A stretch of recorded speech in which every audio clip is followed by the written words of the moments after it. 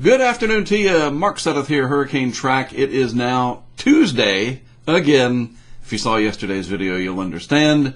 It is August 12th now, and I've got my days correct.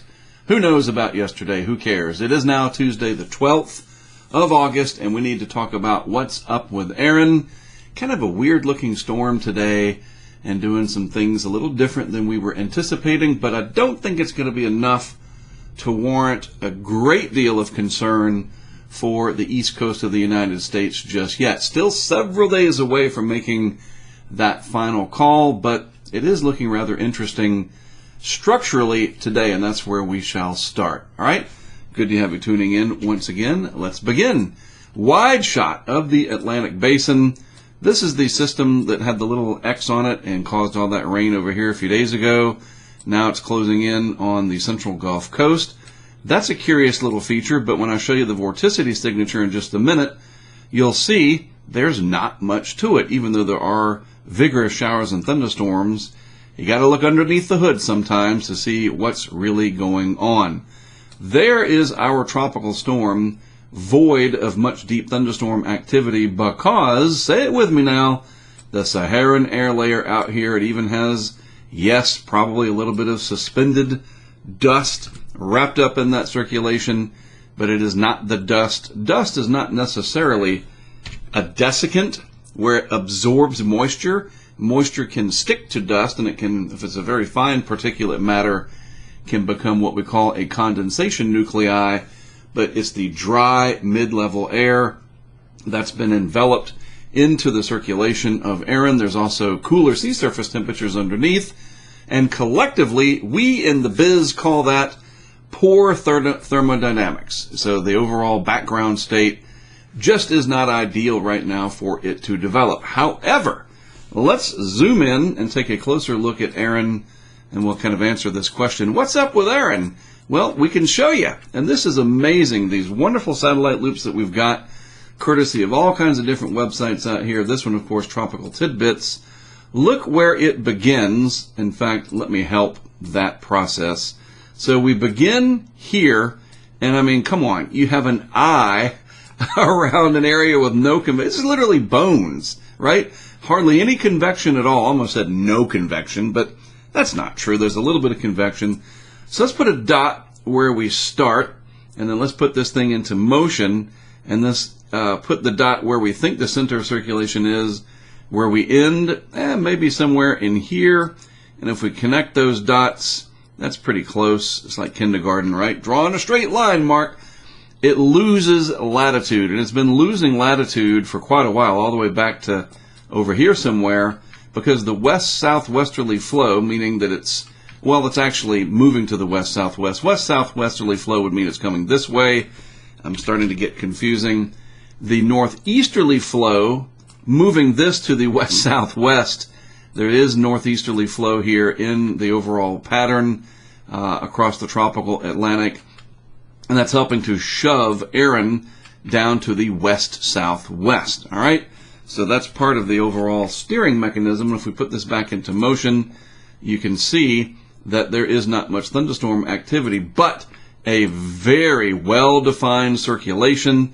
And once this gets into a better thermodynamic profile, I mean, look, I'll pause it again on that last image. You can see some bands coming in here. There's an arm right there, another one right in here, more out here.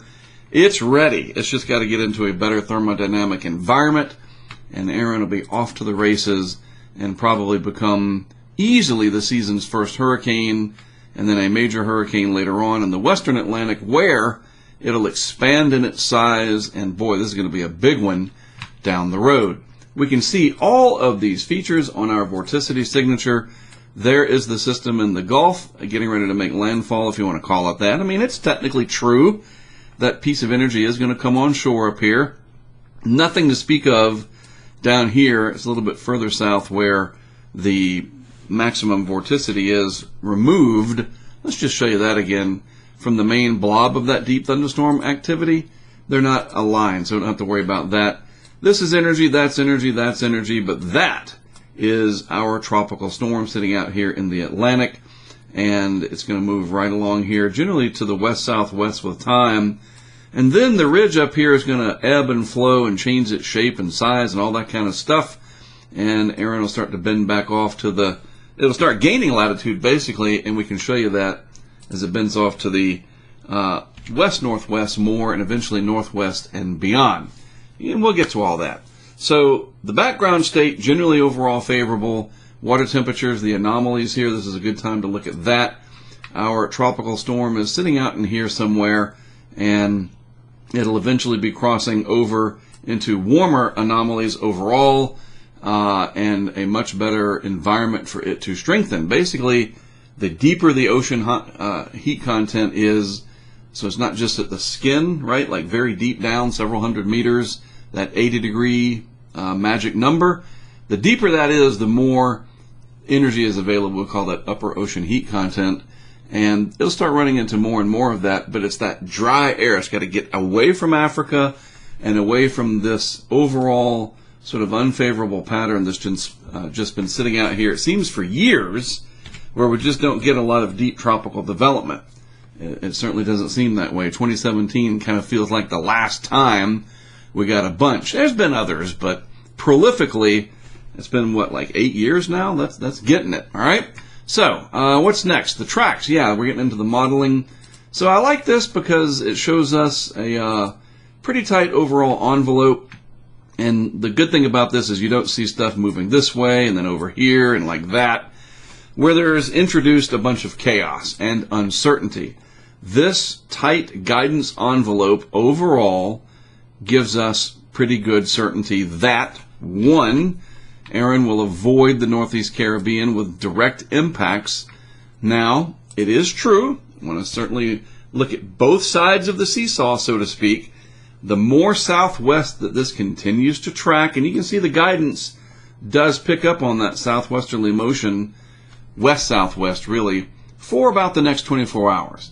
But the longer that continues, the more you could theoretically drag this overall envelope to the south and west. You know, inherently, that just makes sense. You would shift the whole guidance package a little bit more south and west, and that is, in fact, what we have seen over the last couple of days. The envelope, and that's just including all these tracks, that's what that means, has been gradually dragging south and west. Remember, a couple of days ago, we've looked at this so much it all starts to run together, right? There was a time when it looked like this was going to turn right up 60 degrees latitude, or longitude. Almost blew that. I'm a geographer. Longitude. And it's not. I mean, as far as we can tell, it is going to get past probably 65 degrees west longitude.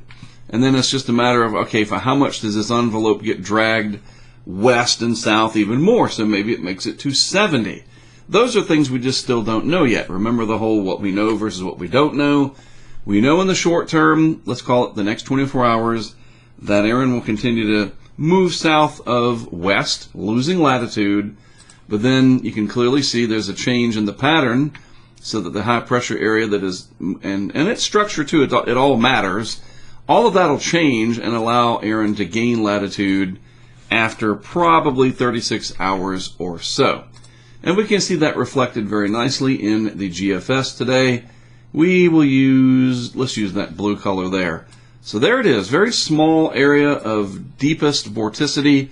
I showed you that. You can literally see the bones of it on that satellite loop. So let's watch this over the next few days and see what happens. You see it continues to lose latitude. That's 24 hours out, and maybe by about 30 hours, that's pretty close, 30 to 36 hours, it'll stop losing latitude, and it starts to gain latitude again south of this pretty stout area of high pressure in the atmosphere, the subtropical ridge. And it continues on, eventually gaining more latitude. Why? And you can easily see this. This is where meteorology becomes very obvious. This ridge starts to thin out. So the overall pressure in the atmosphere holding Erin to the south gets let up a little bit. It's just like if you had a helium balloon and some kind of a ceiling over the top of it, and if you just lift that ceiling a little bit, the helium balloon floats up more, and you push down on it, the helium balloon gets forced down. I think that's an easy way to understand this from a physical point of view. Not the same mechanics because it's not a solid acting on a liquid like a ceiling would be, but I think you can visualize that. And so when there's less pressure sitting out here in the atmosphere, high pressure, this is low pressure, when there's less of it, it gains latitude, any system out there. So especially tropical cyclones. And we can clearly see that in the modeling here. Drop me out so we can focus on the map. So the pressure area, the high pressure thins out, and then Erin's able to gain latitude, and in fact at this point the ridge is basically fractured. You have the eastern part of it and a western part of the ridge over here with a nice thin opening, if you will. Here it's thinned out.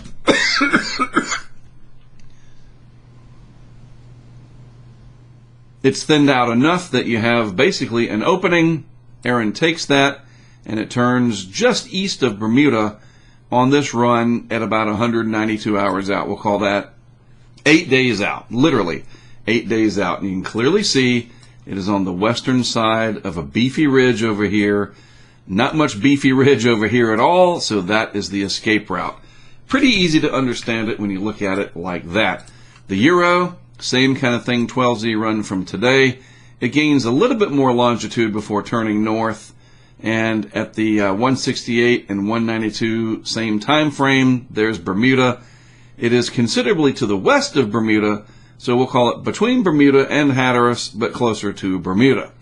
Now, this is obviously 8 days away, and just like if this was a hurricane, and it will be, sitting right here over Miami, and we were to show you this, like I'm doing with this situation, you would say, oh, a lot can change, it's 8 days away, whatever. Same exact caveats apply when you're looking at something that is out to sea, that is out over the open ocean.